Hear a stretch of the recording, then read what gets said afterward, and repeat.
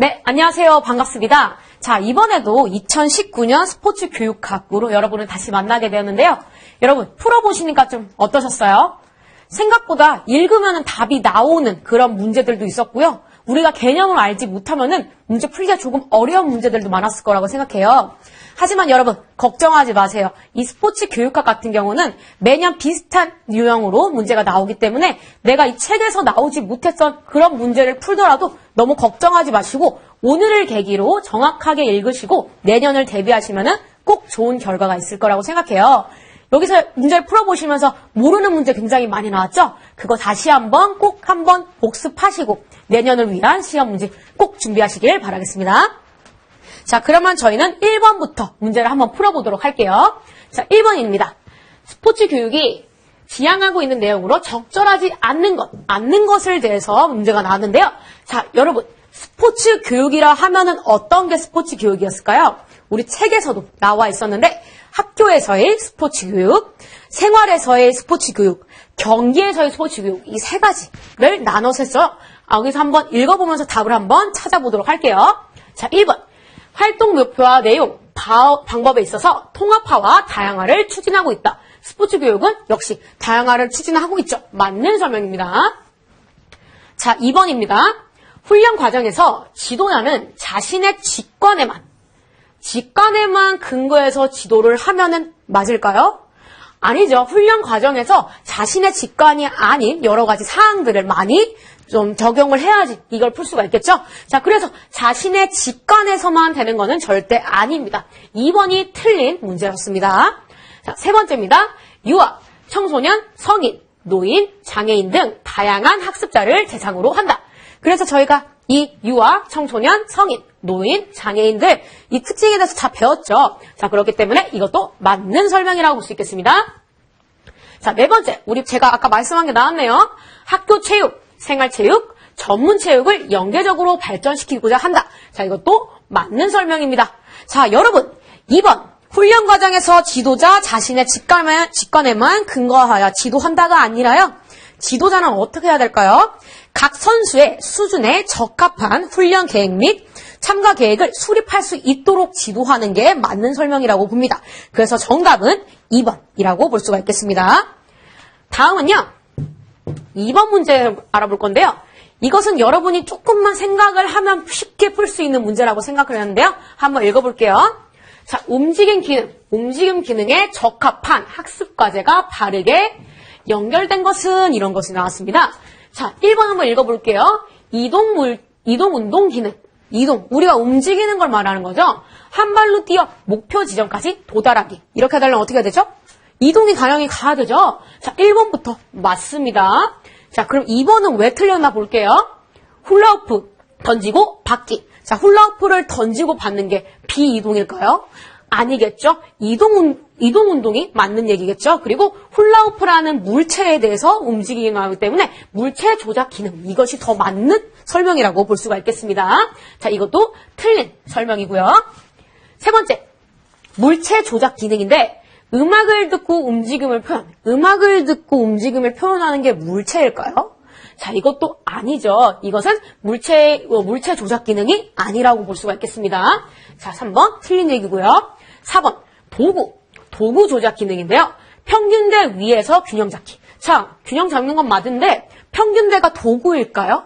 도구가 아니죠. 물체겠죠. 물체 위에서 균형 잡는 게 더 맞다라는 설명을 볼 수가 있겠습니다. 4번도 틀렸습니다. 자, 그러면은 도구와 물체의 차이점은 뭘까요?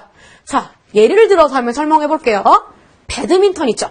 배드민턴의 경우 어떤 게 물체고 어떤 게 도구일까요? 자, 바로 라켓은 도구가 되겠죠. 그리고 물체는 뭘까요? 셔틀콕이 되겠죠. 이런 식으로 물체와 도구는 다르다는 거. 여러분 꼭 기억하시고 이번의 답은 1번 아주 쉽게 찾을 수가 있습니다. 자, 다음은요. 3번 문제입니다. 자, 3번 문제는 조금 어렵게 생각하실 수가 있는데요. 여러분, 제가 이 책에서 말씀드렸을 때 어떻게 말씀드렸죠? 이 국민체육진흥법과 다른 법을 약간 바꿔서 그렇게 문제를 많이 낸다고 했죠? 그러면 국민체능진흥법과 조금 색깔이 다른 문제를 찾으면 답이 나올 것 같은데 한번 저와 함께 풀어보겠습니다. 자, 보기에서 국민체육진흥법 뭐였죠? 국민체육진흥법. 국민체육을 진흥하여 국민의 체력을 진흥시키는 것이 바로 국민체육진흥법이죠. 에 명시된 내용으로 해당하는 것으로만 묶인 것은 그러면 국민의 체력을 진흥시킬 수 있는 것만 한번 하면 되겠죠? 자, 기억 한번 읽어보겠습니다. 국가와 지방자치는 스포츠 강사와 체육 지도자를 배치해야 된다. 자, 이것도 맞는 말이긴 한데요. 여러분, 스포츠 강사와 체육 지도자가요, 이 국민의 체력을 올리는 그런 행위일까요? 아니죠. 바로 학교 체육입니다. 이것은 바로 학교체육진흥법에 관한 얘기였어요. 왜냐? 스포츠 강사, 체육 지도자는 맞는 말이긴 하지만 국민의 체력을 진흥시키는 방법은 아니기 때문에 기억은 틀렸다라고 볼 수가 있겠습니다. 여기 틀렸고요. 자, 이번에는 니은 한번 읽어볼게요. 지방자치단체는 직장인 체육대, 즉 직장인 체육대를 연 1회 이상 개최해야 된다. 자, 이런 얘기가 나왔네요. 즉 이 국민체육 같은 경우는 직장인 체육대, 이렇게 생활체육을 통해 가지고 국민의 체력을 증진할 수 있는 방법에 대해서 설명하기 때문에 니은도 맞는 설명입니다. 다음은 디귿 보겠습니다. 국가와 지방자치단체는 우수선수와 체육지도자 육성을 위해 필요한 표창제도를 마련해야 된다. 이 전문체육과정이랑 비슷한 말이죠. 이것도 맞는 얘기입니다. 그냥 국가, 국민의 체력을 올리기 위한 방법이기 때문에. 자, 맞는 방법이고요. 마지막 리을 한번 찾아보겠습니다. 체육 동호인이죠. 이것도 생활체육에 속하기 때문에 맞는 얘기겠죠. 체육 동호인 조직이란 같은 생활체육 활동에 지속적으로 참여하는 자들의 모임을 말한다. 이것도 맞습니다. 자, 여러분 조금 더 알아볼게요. 국민체육 진흥법. 국민체육진흥법이란 국민의 체육을 진흥하여 국민의 체력을 증진시키는 것을 의미합니다. 국민체육진흥법에는 뭐가 있었죠? 전문체육이 있었고요. 그 다음 생활체육이 있었고 또 마지막에 뭐가 있었을까요? 그래서 체육 지도자에 관한 그런 내용들이 있었습니다. 그래서 이 전문체육, 생활체육, 체육 지도자 요거에 맞는 설명을 찾으면 되겠는데 다 그런 게 나왔죠. 그러면은 기흥만 제외한 니은, 디귿, 리을이 정답이라고 볼 수가 있겠습니다. 자, 아주 쉽게 풀었고요. 다음은 4번 문제를 한번 풀어보도록 하겠습니다. 자, 이것도 잘 읽으시면 아주 쉽게 문제를 풀 수 있을 것 같아요. 교수, 학습, 지도안을 작성할 때 고려해야 할 사항으로 가장 거리가 먼 것, 틀린 것을 찾는 문제였습니다. 1번 문제 볼게요. 진행할 학습과제, 각 과제에 배정한 시간 등을 포함한다. 당연하죠. 시간 등을 포함해야지 내가 진도를 나갈 수가 있겠죠. 맞는 얘기고요. 과제 전달 방법 및 과제 수행 조건, 교수 단서 등을 포함한다. 당연하죠. 과제를 어떻게 전달해야 되는지 이런 것도 전부 다 지도안에 포함이 되어야 되는 상황입니다. 맞습니다. 자, 3번. 학습 목표는 학습자 특성보다 지도자 중심으로 작성한다. 자, 여러분. 지도자 중심으로 해야 될까요? 아니죠. 반대죠. 즉, 학습 목표는 지도자 중심이 아닌 학습자 중심으로 가는 것이 맞습니다. 그래서 3번이 틀린 내용이라고 볼 수가 있겠고요. 자, 4번 보겠습니다. 예상치 못한 상황이 발생할 때를 대비하여 대안적 계획을 수립한다. 이것도 이 지도안을 만들 때 좀 약간 생각해봐야 되는 문제죠. 자, 맞습니다. 정답은 3번이 정답이라고 볼 수가 있겠습니다. 자, 여러분. 우리 책에서 나와 있는 내용 중에서 한 번 더 생각을 한번 해볼까요? 자, 수업을 계획할 때 고려해야 될 사항이 어떤 게 있었을까요? 첫 번째, 이용 가능한 수업 시간을 이제 고려를 해봤어야 되고요. 두 번째, 수업 공간 및 기구들을 고려를 해야 됩니다. 세 번째, 수업을 참여하는 학생들도 고려를 해야 되고요. 네 번째는요, 도입, 전개, 정리의 시간을 배분하는 것도 알고 있으셔야 됩니다. 다섯 번째, 내용의 범위와 계열수를 꼭 확인을 해야 됩니다. 꼭 이 다섯 가지 꼭 기억하시고 문제를 푸시길 바랄게요. 자, 4번의 정답은 3번입니다. 자, 이제 5번 문제인데요. 5번 문제는 평가에 관한 문제가 나왔네요. 한번 읽어보겠습니다. 보기에 대하여서 평가의 개념과 목적을 잘못 이해하고 있는 지도자는 이런 문제가 나왔습니다. 자, 여러분, 평가 관련해서 여러 가지 단어들도 많이 저희가 공부했죠? 아마 읽어보면서 저희가 한번 알아보도록 할게요. 평가의 유사 개념에는 측정, 사정, 검사 등이 있는 것으로 알고 있습니다. 자, 저희 썼어요. 제가 알려드렸던 문제가 바로 나왔네요.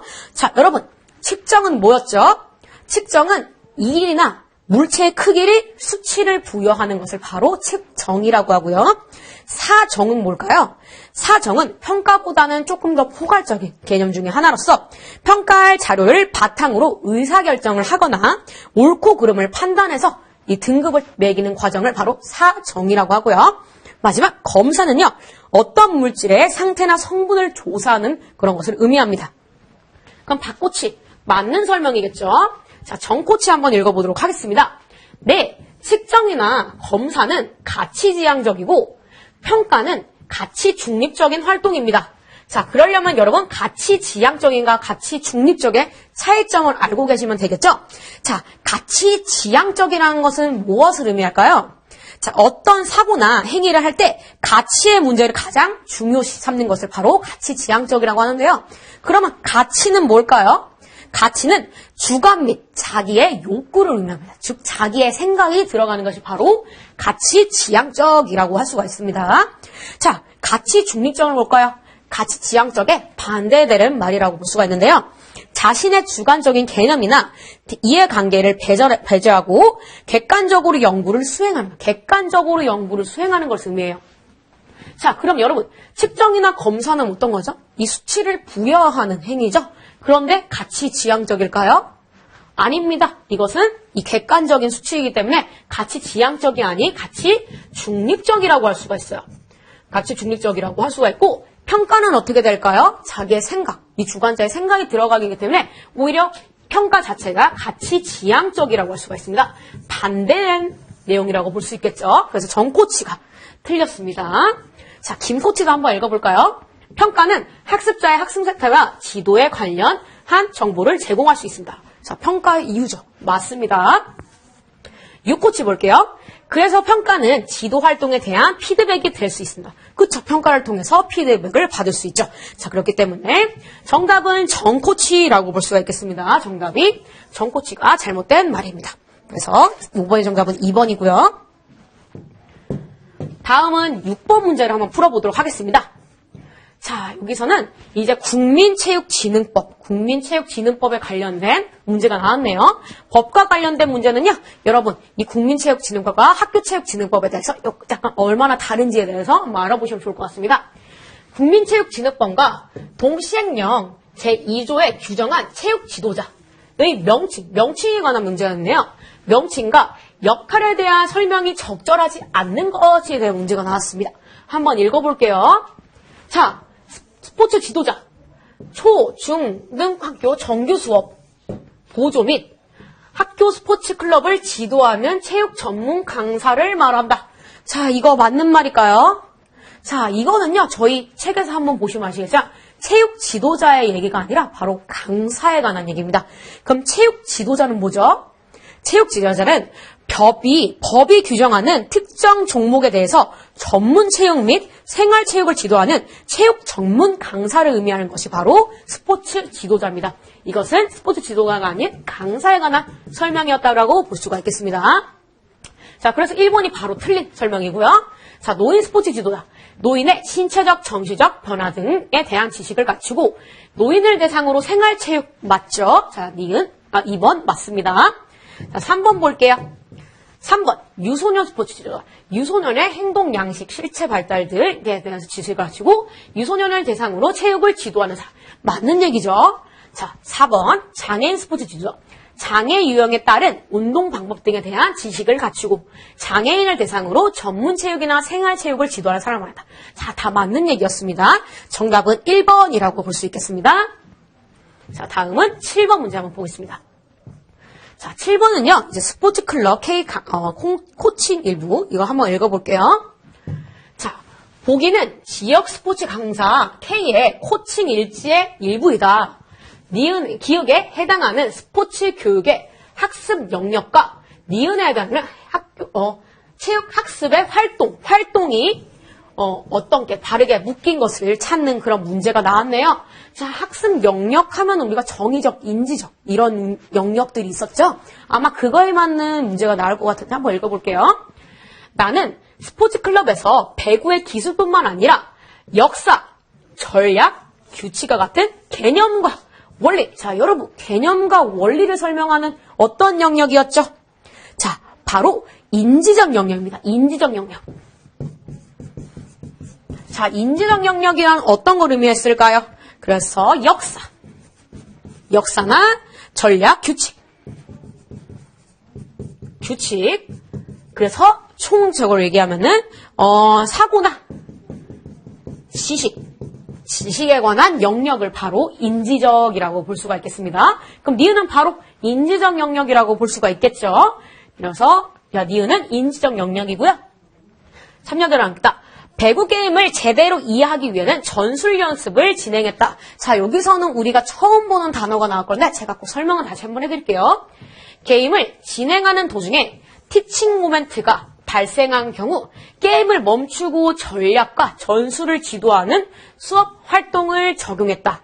자, 여러분, 책에는 나오지 않았지만 이러한 전략과 전술이 있습니다. 바로 뭘까요? 스크리미지라고 부릅니다. 스크리미지라는 방법 중에 하나인데요. 스크리미지는 뭐 하냐면요.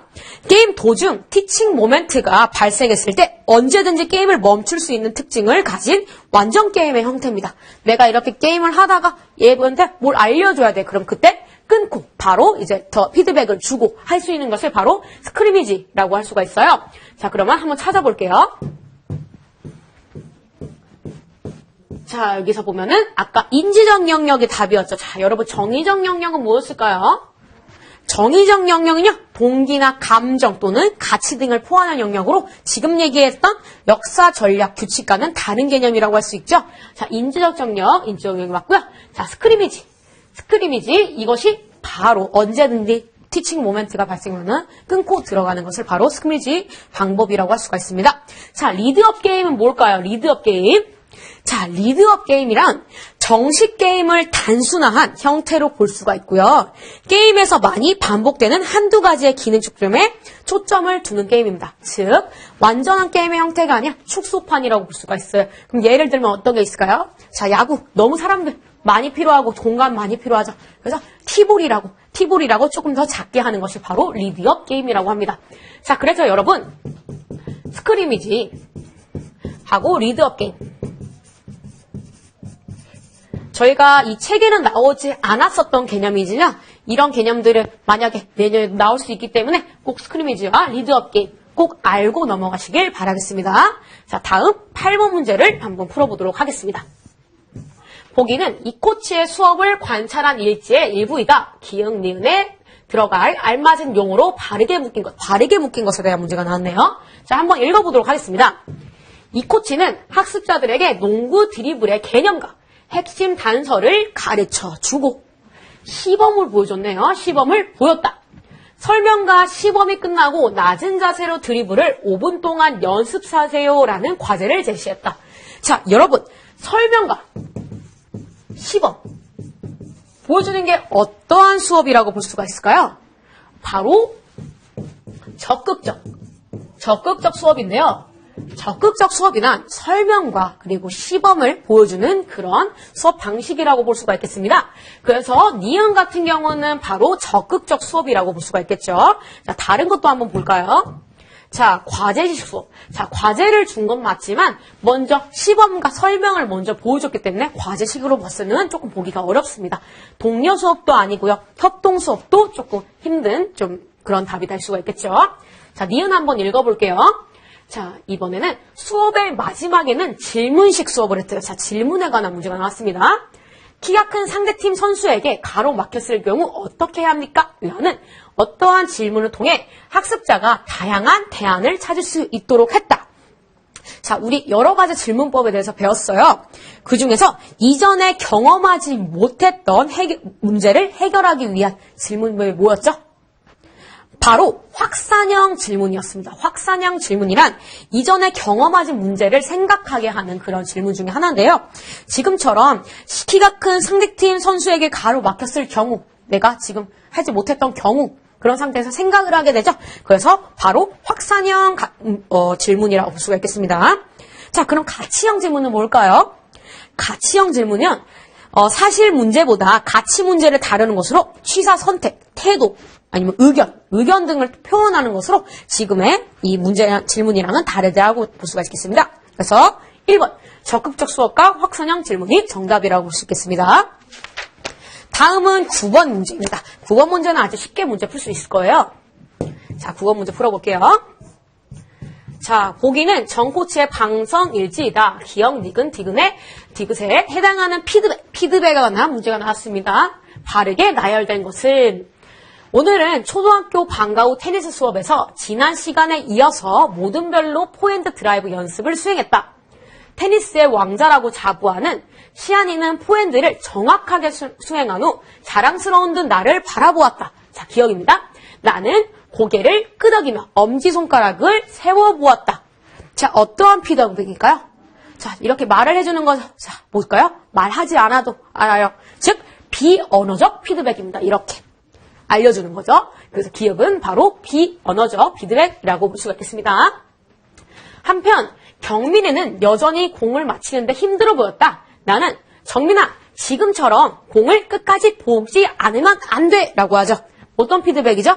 안 돼! 이렇게 보면 안 돼! 라고 하는 거는 바로 부정적 피드백이라고 볼 수가 있겠죠? 디귿. 왼손으로 공을 가리키고 시선을 고정하면 정확하게 공을 맞힐 수 있어. 뭐죠? 어떻게 바꿔주는 그 피드백이죠? 즉, 교정적 피드백이라고 볼 수가 있겠습니다. 그러면은 비언어적 피드백, 부정적 피드백, 교정적 피드백이 4번이 답이라고 할 수가 있겠죠. 다음은 10번 문제를 한번 풀어보도록 하겠습니다. 효율적인 지도의 특징으로 적절하지 않는 것에 관한 문제가 나왔습니다. 읽어보도록 하겠습니다. 운영 시간에 배당된 시간의 비율이 없다. 그래, 비율이 낮아야겠죠. 맞는 말입니다. 그래야지 효율적인 지도를 할 수가 있겠죠. 자, 학습자가 과제에 참여하는 시간의 비율이 높죠. 그렇죠. 학습자가 당연히 과제에 참여하는 시간이 높아야겠죠. 학습 과제의 난이도가 적절하다. 너무 어렵지도 쉽지도 않고 적절해야 되는 거 맞는 얘기입니다. 학습자가 대기하는 시간의 비율이 높다. 자, 대기하는 시간이 높으면 과연 이게 효율적인 운동 방법일까요? 아니겠죠? 비율이 낮다가 맞습니다. 정답은 쉽게 4번이라고 볼 수가 있겠습니다. 자, 다음 문제 한번 풀어볼게요. 다음은 11번입니다. 자, 여러분 여기서부터는 집중해주세요. 왜냐? 우리가 책에 나오지 않았는데 매번 나오는 문제 중에 하나이기 때문에 여러분 꼭 기억하시고 문제 풀기 바랄게요. 자, 여러분 제가 세부지도 스타일에서 이 모스턴이라는 사람에 대해서 한번 설명을 해드렸어요. 총 A부터 K까지 11개의 유형으로 이걸 나눴었는데요. 자, 그때 우리가 어떻게 했었죠? 자, 제가 말씀을 드렸는데 잘 기억이 안 나실 거기 때문에 제가 한 번 더 말씀을 드릴게요. 자, 모스턴 교수 스타일이란 모스턴이라는 사람은요, 수업 활동은 연속되는 의사결정의 과정이다라는 전제로 시작을 하게 됩니다. 그래서 교수 스타일의 구조는 과제 활동 전의 의도를, 과제 활동 중의 행위를, 과제 활동 후에 평가를 규정하는 것을 바로 그렇게 말을 하고 있고요. 교수 스타일의 구조는 모방과 창조, 지난번에 말씀해 주셨을 거예요. 모방과 창조라는 인간의 두 가지 기본 능력을 반영을 했었습니다. 자, 그거에 맞는 문제가 나왔는데요. 한번 읽어보겠습니다. 자, 교수 스타일 A, E까지는 모방이 중심이 된다. 자, 모방과 창조에 대해서 배웠죠. 그래서 A부터 E까지는 모방이고요. F부터 K 방법까지는 이제 창조의 방법이라고 할 수가 있어요. 그래서 이거는 맞는 설명이라고 볼 수가 있겠습니다. 자, 교수 스타일의 구조는 과제 활동 전, 중, 후 결정군으로 구성된다. 제가 아까 말씀드렸던 스타일이죠. 자, 맞습니다. 세 번째, 교수는 지도자와 학습 간의 연속되는 의사결정. 이것을 바로 전제로 하는 것이 모스턴의 교수 스타일의 방법입니다. 자, 여러분 이것들 다 기억해 주세요. 다 앞에 나중에 다 나올 문제들이에요. 자, 꼭 기억해 주시고, 교수 스타일은 대비 접근 방식에 근거를 둔다. 자, 여러분 대비 접근이라는 말을 먼저 알아야 될 것 같은데요. 대비 접근이란 개인적 편견이라든가 아니면은 주장을 의미하는데요. 자, 이 모스턴 스타일 같은 경우는요, 개인적 편견이랑 주장의 방식에 근거를 주지 않고요, 비대비 접근을 받습니다. 비대비 접근. 비대비 접근은 보편적 이론 방식에 근거를 두었습니다. 그렇기 때문에 4번 대비 접근이 아닌 비대비 접근 근식의 방법을 준다. 이것이 맞는 설명입니다. 4번이 틀린 말입니다. 자, 여러분, 제가 아까 말씀드렸지만 모스턴의 교수 스타일 같은 경우는요, 책에는 나와 있지 않지만은 계속 나오고 있어요. 제가 그때 지시형부터 자기 학습형 스타일까지 다 적어둔 걸로 기억을 하는데, 자, 기억이 안 나시면 책을 다시 돌아가서 한번 읽어보시고요. 만약에 조금 어렵다 싶으시면은 이 문제들을 한 번 더 읽으시고 좀 외우시는 걸 추천을 해드리겠습니다. 더 중요한 거는 그 모형 스타일마다의 그 특징들을 아셔야 되는데, 이것은 아마 내년이라든가 내후년에 나오는 기출문제에 꼭 나오기 때문에 꼭 기억하시고 문제를 풀어주시기 바랄게요. 정답은 4번입니다. 다음은 12번 문제입니다. 보기에서 설명하는 현장 개선 연구의 특징으로 적절하지 않는 것은? 에 대한 문제가 나왔습니다. 현장 연구는 체육 지도자가 동료나 연구자의 도움을 받아 자신의 강좌를 반성적으로 탐구하여 개선하는 데 목적. 그러니까 남들에게 도움을 받아서 혼자 이제 반성적으로 탐구해서 개선하는 데 목적이 있는 거죠. 자, 그런 게 아닌 걸 한번 찾아보겠습니다. 집단적 협동 과정이다. 여러분, 동료와 연구자의 도움을 받았기 때문에 집단적 협동 과정이라고 볼 수가 있습니다.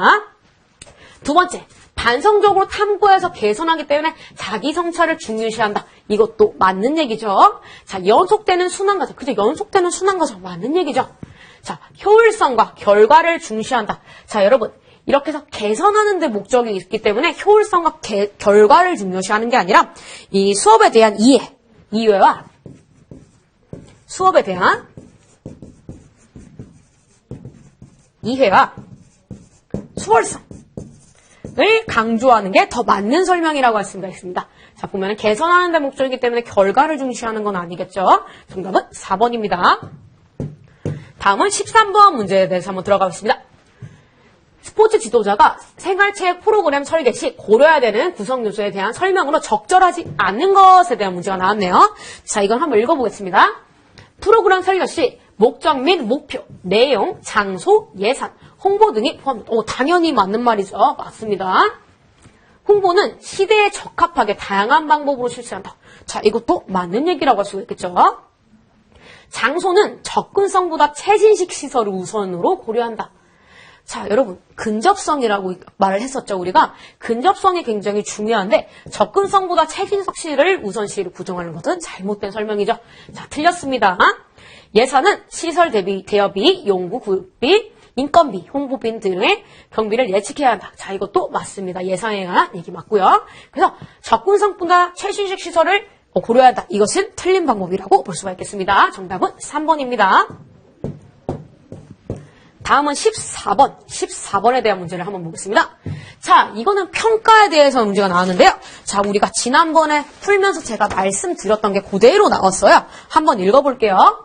오리엔테이션 때 학생들에게 최종 목표를 분명하게 얘기했어요. 그 목표의 달성을 여부를 종합적으로 확인하기 위해서 시즌 마지막에 평가를 실시할 계획이에요. 자, 여러분, 평가 중에서 우리가 시즌 마지막에 하는 것을 뭐라고 할까요? 바로 총괄평가입니다. 총괄평가. 시즌 마지막에 평가를 하면서 전체적인 걸 다 보는 것이 바로 이 총괄평가죠. 그래서 이 감독은 총괄평가에 대한 얘기를 하고 있었습니다. 윤 감독 볼게요. 이번에 입학한 학생들은 기본기가 많이 부족했어요. 시즌 전에 하는 평가는 뭘까? 시즌 전에 학생들의 기본기를 평가했어요. 자, 시즌 전 뭐죠? 여러분, 진단평가가 있었습니다. 진단평가. 자, 진단평가는 뭘까요? 시즌 전이나 초에 할 수 있는 평가 방법이죠. 그래서 윤 감독은 바로 진단평가의 방법을 사용했다라고 볼 수가 있겠습니다. 자, 김 감독 보겠습니다. 스포츠 클럽에서 배구를 가르칠 때 수시. 자, 여러분, 수시로 하는 평가 방법이 뭐였죠? 바로 형성평가입니다. 형성평가. 자, 형성평가를 찾으시면 될 것 같습니다. 자, 이렇게 해서 총괄, 진단, 형성평가 요거 세 가지를 찾으면 정답이 나오겠죠. 정답은 바로 2번이라고 볼 수가 있겠습니다. 자, 제가 조금 더 설명을 해드릴게요. 자, 총괄평가란 시즌 마지막에 하는 평가 중에 하나로서 수업의 모든 과정을 종결한 후에 학습 목표 달성도를 평가하는 것을 바로 총괄평가라고 합니다. 진단평가란요, 시즌 전과 초기에 하는 평가 방법 중에 하나고요. 수업을 진행하기 전에 이루어지는 평가로 출발점, 행동을 파악하는 것이 바로 평가 방법이라고 볼 수가 있겠어요. 자, 형성평가는요, 수업 진행 사항을 파악하기 위해서 수업 중에 평가하는 것을 바로 형성평가입니다. 그래서 총괄평가, 진단평가, 형성평가 이렇게 하시면 될 것 같습니다. 자, 다음 15번 문제 풀어볼게요. 보기에서 설명하는 스포츠 지도 활동에 해당하는 용어로 적절한 것은 이런 게 있습니다. 이 활동은 스포츠 지도 시간에 반복적으로 일어나는 활동이다. 예를 들어 출석 점검, 수업 준비 상태 확인, 화장실 출입 등이다. 이러한 과정을 효율적으로 관리하면 학습자들이 과제 참여 시간을 증가시키는데 도움이 된다. 반복적으로 일어나는 활동을 뭐라고 할까요? 일반적인 규정이나 규칙에 따른 활동이라고 볼 수가 있겠죠?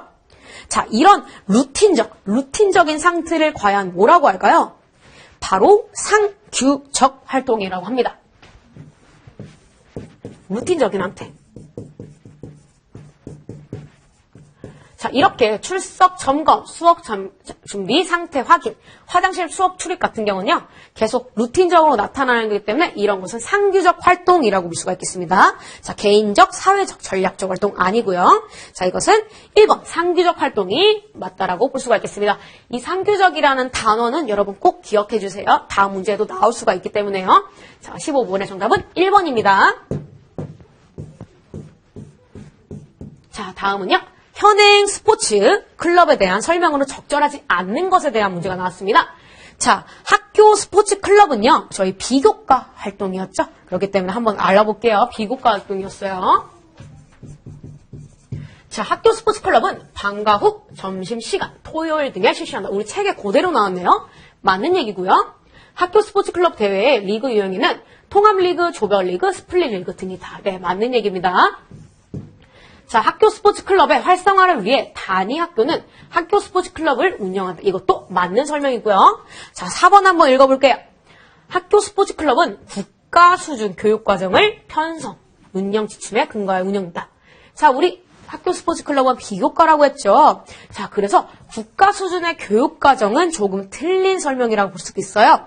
국가 수준의 체육 교육 과정은요, 체육이라는 교과명으로 진행되는 것을 말하기 때문에 4번이 틀린 말이라고 볼 수가 있겠습니다. 자, 17번입니다. 자, 학교체육진흥법과 동시행령에서 규정하고 있는 스포츠 강사의 재임용 평가 사항이 아닌 것에 관한 문제가 나왔네요. 자, 당연히 복무 태도 중요하겠죠. 학생의 만족도도 중요하고 강사로서의 자질 중요한데요. 과연 전국대회 입상 실적이 스포츠 강사의 재임용 평가 사항일까요? 자, 이런 건 절대 아니고요. 정답은 전국대회 입상 실적. 이것은 상관없는 내용이었습니다. 정답은 1번입니다. 자, 보기에 기억 니은에 해당하는 평가 기법에 대한 문제가 나왔네요. 한번 읽어보겠습니다. 자, 기억. 하이클리어 기능 평가 도구. 포핸드 스트로크 할 때 채점이 정확한가? 시선을 고정했는가? 팔꿈치를 펴서 스트로크를 하는가? 예, 아니요. 자, 이렇게 해서 체크할 수 있는 것을 이렇게 만들었죠. 이게 뭐죠? 바로 체크리스트입니다. 그래서 바로 체크리스트라고 볼 수가 있고요. 배드민턴에 대한 태도 평가. 수강생의 배드민턴에 대한 열정과 의지를 물어보는 건 뭐죠? 물어보는 건 바로 면접법이죠.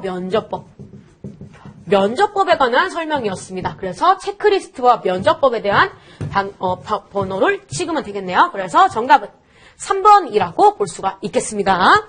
자, 이래서 18번을 한번 풀어봤고요. 자, 이번에는 19번 한번 풀어볼게요.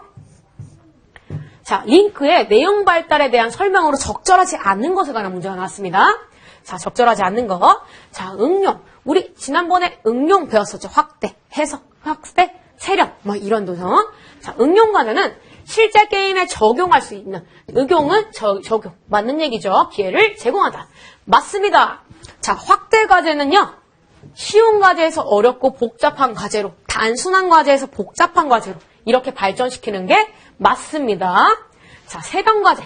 세련 과제는 학습자에게 가능한 한 많은 동작을 알려주는 형태로 개발하는 게 맞을까요? 자, 여러분, 세련 과제는 뭐죠? 폰과 관련된 사항보다 부드러운 기술 수행력을 기대하기 때문에 가능한 많은 동작을 알려주는 것은 잘못된 설명이라 볼 수 있겠죠. 정답은 3번입니다. 4번. 시작 과제는 기초적인 수준에서 학습할 수 있도록 소개하고 안내한다. 자, 맞는 설명입니다. 자, 4번도 맞습니다. 자, 마지막 문제 한번 보겠습니다. 자, 보기. 자, 보기에 효과적인 과제 제시 방법에 대한 설명으로 적절한 것만 웃긴 거. 적절한 것만 보겠어요. 시각 정보보다는 언어 정보에 중점을 준다. 자, 맞는 말일까요? 시각 정보보다 언어 정보에 주는 게 아니라 둘 다 중요한 얘기라고 할 수가 있죠. 시각 정보보다 주는 게는 잘못된 얘기라고 볼 수가 있습니다. 모든 학습자가 쉽게 보고 들을 수 있는 대형을 갖춘다. 자, 맞는 얘기죠. 모든 학습자가 다 잘 알아야겠죠. 자, 디귿. 학습자가 이해할 수 있는 어휘를, 그쵸? 너무 어려운 어휘 쓰면 안 되겠죠. 이해할 수 있는 어휘 사용한다. 맞는 설명입니다. 학습장에 한 번에 최대한 많은 양의 정보를 제공하면 어떻게 될까요? 못 알아듣겠죠. 그렇기 때문에 한 번에 최대한 많은 양의 정보는 틀린 설명이라고 볼 수 있습니다. 그래서 쉽게 니은, 디귿 2번이 정답이라고 볼 수가 있겠습니다. 자, 지금까지 2019년 스포츠 교육학 문제를 풀어봤는데요. 좀 어떠셨어요? 제가 아까 말씀드렸듯이 이렇게 읽어보면 답이 나오는 것도 있고요. 이 개념을 알지 못하면 너무 어려운 문제가 많이 있을 것 같아요. 특히 모스턴의 교수 스타일 같은 경우는요. 여러분 꼭 한번 찾아보셔서 정독하시고 문제 푸시길 바라겠습니다. 자, 이것으로 2019년 스포츠 교육학 기출문제 마무리하도록 하겠습니다. 수고 많이 하셨습니다.